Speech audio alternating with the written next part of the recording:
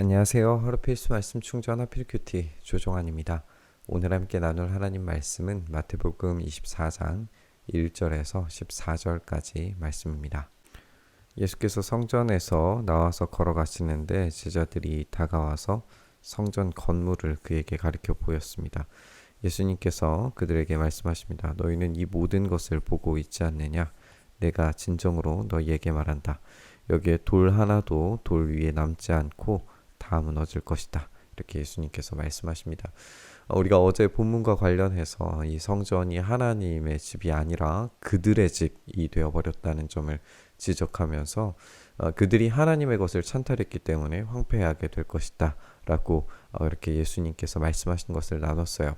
그런데 제자들은 바로 그 성전 건물을 자랑하려고 하는 걸 우리가 보게 되죠. 당시의 성전은 헤롯의 지시로 인해서 이제 새로 지어 올린 굉장히 웅장하고 아름다운 모습을 자랑했습니다. 근데 예수님은 이 모든 것이 무너질 거라고 지금 예고하고 계시는 거죠. 이미 예레미야 시대의 성전 파괴가 예언됐고 실행이 됐었죠. 그리고 예수님은 동일한 일이 지금 벌어질 것이라고 예고하고 계시는 겁니다.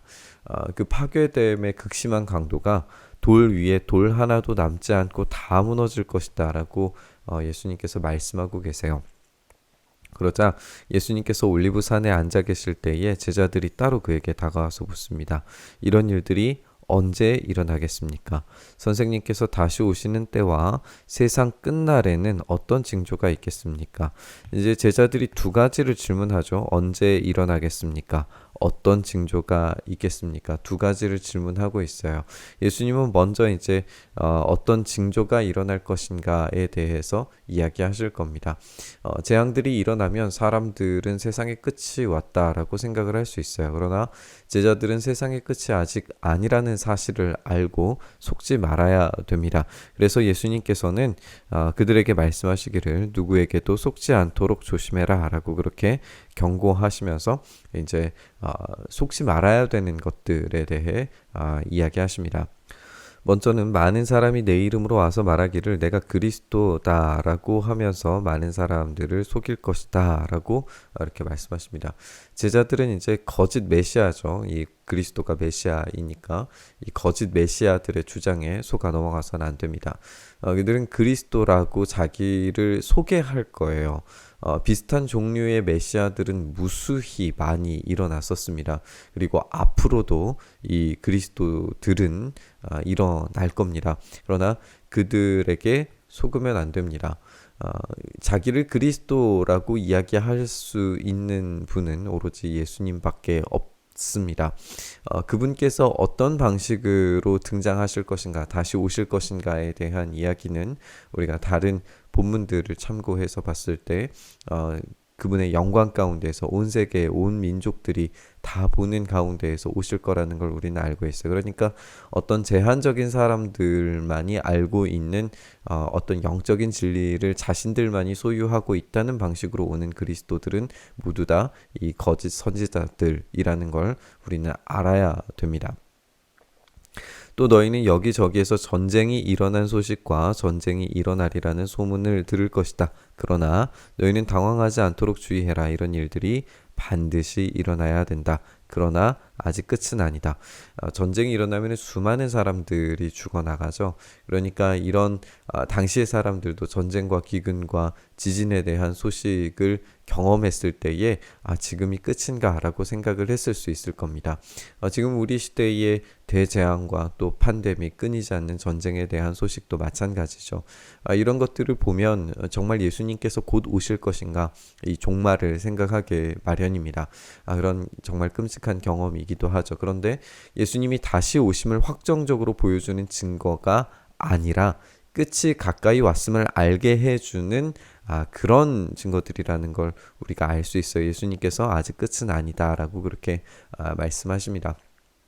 분명히 우리는 어떤 시간의 타임라인 안에서 예수님께서 다시 오시는 이 재림의 시점을 향하여서 우리는 계속해서 진행하고 어떤 선형적인 시간의 타임라인들을 생각했을 때 우리는 예수님의 재림에 점점 더 가까워지는 것만은 사실입니다. 우리가 이 시간을 초월한 존재가 아니기 때문에 하나님께서 이 만드신 시간 속에서 예수님의 재림을 향해서 우리는 꾸준히 계속해서 지속적으로 다가가는 중입니다. 그러니까 이런 일들이 지금 벌어지고 있는 것들이 차곡차곡 쌓여져서 이것들이 경험되기는 하지만 아직 그분의 재림이 온전하게 이루어진 것은 아니기 때문에 우리는 계속해서 이 전쟁의 소문과 여러 가지의 이 두려운 사건들을 지속적으로 반복적으로 각 세대마다도 경험하게 될 거라는 거죠. 민족이 민족을 거슬러 일어나고 나라가 나라를 거슬러 일어날 것이며 여기저기에서 기근과 지진이 있을 것이다. 당시의 사람들도 이제 이런 기근과 지진과 전쟁에 대한 이야기들을 수시로 경험했을 겁니다. 이것들이 이제 아직 끝이 아니다라고 하는 점에 대해서 우리가 강조를 할 수밖에 없고 예수님께서 말씀하신 것처럼 이 모든 일은 진통의 시작일 뿐입니다. 어떤 지난한 고통의 시간이 끝난 후에 생명이 태어나듯이 이런 반복적인 고통의 사건들이 지속적으로 반복적으로 어떤 때에 따라서 일어나고 또 잠잠해지고 하는 것들이 반복되지만 또 끝으로 가면 갈수록 이 강도와 세기가 점점 더 강해지는 것을 우리가 보게 되겠지만 모든 것들이 끝났을 때에 우리 주님께서 다시 오시는 것을 우리는 반드시 보게 될 겁니다. 그때의 사람들이 너희를 환난에 넘겨줄 것이며 너희를 죽일 것이다. 또 너희는 내 이름 때문에 모든 민족에게 미움을 받을 것이다. 또 많은 사람이 걸려 넘어질 것이고 서로 넘겨주고 서로 미워할 것이다. 여기는 이제 이 환난과 박해에 대한 이야기를 이야기하시고 여기에 걸려 넘어지다. 우리가 전에 한번 나누었던 스칸달리조라고 하는 단어가 여기에서 또 다시 사용되고 있는 걸 우리가 보게 됩니다. 그리스도인들은 예수님께서 세상에서 미움을 당하셨던 것처럼 세상에서 환난을 당하고 미움을 당하게 될 겁니다. 특히나 가정 안에서 이런 일들을 당했을 때에 그 어려움들은 말로 못할 것들이겠죠. 그들은 그렇게 걸려 넘어집니다.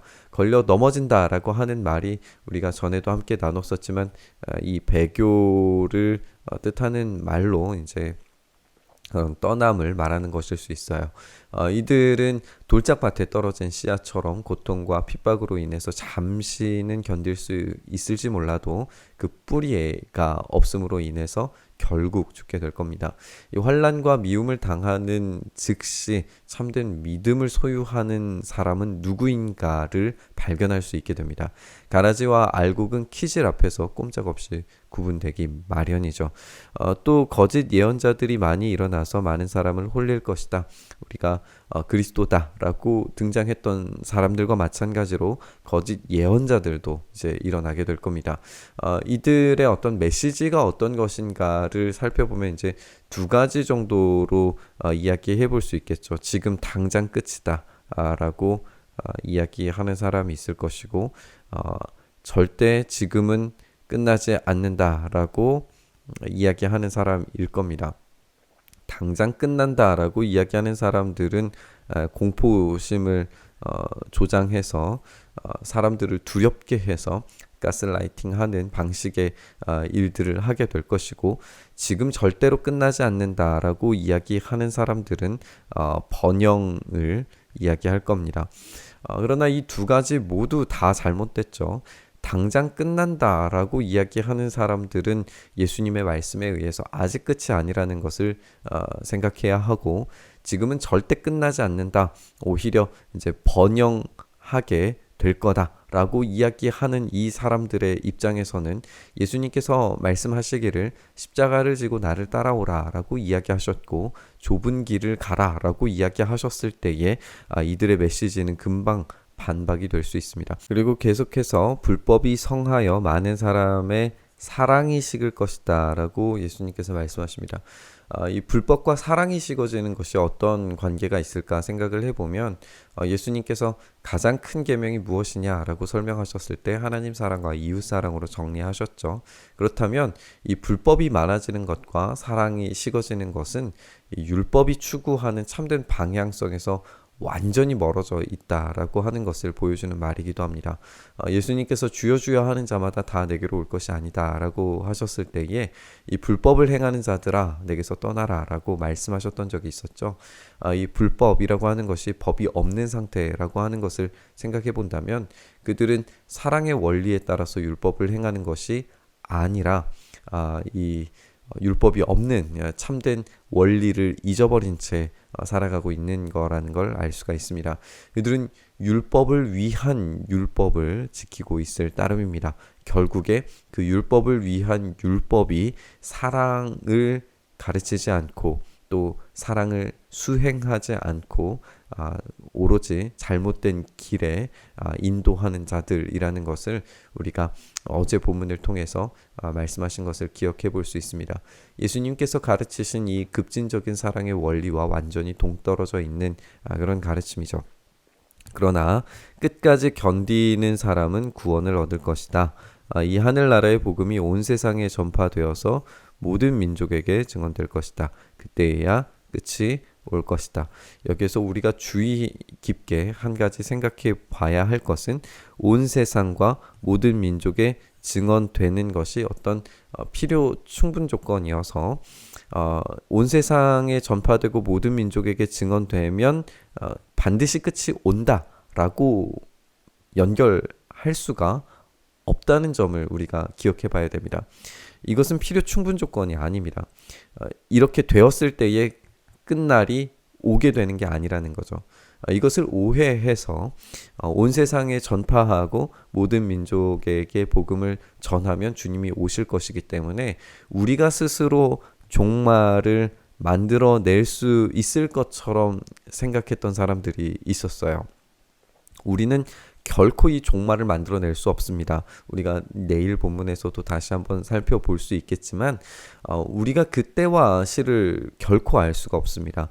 온 세상에 전파되고 모든 민족에게 증언된 이후에 벌어질 일인 것이지 어떤 예비적 작업인 것이지 이것이 반드시 끝을 만들어내는 조건이 아니라는 점에 대해서는 좀 깊이 생각해 보셨으면 좋겠습니다. 그리고 우리가 지금 이 본문을 우리에게 적용했을 때에 이 온 세상이라고 하는 말과 모든 민족이라고 하는 단어가 어떻게 적용할 수 있을 것인가에 대해서도 좀 폭넓게 생각해 봤으면 좋겠습니다.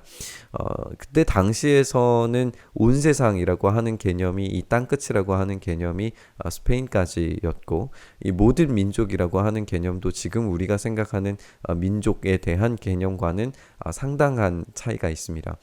지금 우리가 이 본문의 말씀을 직접 적용해서 생각을 해보자면 온 세상은 온라인 공간도 포함할 수도 있고 모든 민족이라고 한다면 정말 우리와는 전혀 다른 다음 세대들도 모든 민족 안에 포함이 될 수 있습니다. 그들은 언어가 다르고 문화가 다르고 쓰는 방식의 어떤 글들도 아예 다른 민족들입니다. 그러면 이 모든 민족에게 증언될 거다라고 하는 것이 어떤 언어적, 인종적 차원에서의 민족으로 생각한다면 이 본문이 가지고 있는 어떤 함의들에서 우리가 불충분하게 이해하고 있다는 생각이 듭니다. 어쨌든 이것이 종말을 가지고 오는 어떤 조건이 아니라는 점을 지적하고 싶고 그리고 온 세상과 모든 민족이라고 하는 이 개념을 현대적인 의미에서 재해석해야 할 필요가 있지 않는가라는 생각이 듭니다. 이렇게 우리는 끝까지 아직 오지 않은 우리 주님의 나라가 있기 때문에 이미 왔지만 아직 오지 않은 그 나라를 위해서 이 온 세상에 전파되어야 하는 그 복음, 모든 민족에게 증언되어야 되는 그 복음의 가치에 대해서 깊이 생각하면서 그 전하는 일을 멈추지 않아야 될 겁니다. 우리는 이 마지막 날에 일어나게 될 일들에 대해서 두렵게 반응할 수밖에 없는 것 같습니다. 전쟁, 기근, 지진, 박해 이런 것들이 우리의 믿음을 흔들리게 만들 사건들인 것 같습니다. 여기에서 우리가 과연 살아남을 수 있을 것인가 두렵기 마련입니다. 그런데 이 모든 것을 상쇄하고도 남을 만한 마지막을 상상해 보시길 바랍니다. 이 모든 두려운 사건들은 해산의 고통일 뿐입니다. 해산하는 여인이 고통에 차서 몸부림치지만 사랑스러운 아이를 품에 안고서 그 기쁨과 사랑스러움을 느끼면 그 이전의 고통들이 감쇄되는 것처럼 우리가 겪게 될 일도 마찬가지의 일일 겁니다. 아이를 낳음도 그렇게 될 것인데 우리 주님이 오시는 일이고 모든 민족에게 그리고 온 세상이 그 복음을 공유하는 일입니다. 그러니 그 영광스러운 나라에서 어찌 기쁘지 않을 수 있고 우리의 기다림과 인내가 보상받는 날인데 어찌 기대하지 않을 수 있겠습니까? 결국 우리는 두렵게 다가올 일들조차 더욱 담대함으로 주님 오시기를 기다릴 수 있어야 될 줄 믿습니다. 오늘 본문 묵상하면서 우리에게 오실 주님으로 인하여서 이 시대의 두려운 상황들을 담대히 이길 수 있는 힘과 능력 달라고 구하면서 기도의 자리로 함께 나아가시죠. 주님, 그렇습니다. 우리에게 곧 오실 줄을 믿습니다. 그리고 그 마지막 날에 우리의 모든 고통과 아픔의 시간들이 보상받게 될 줄 믿습니다.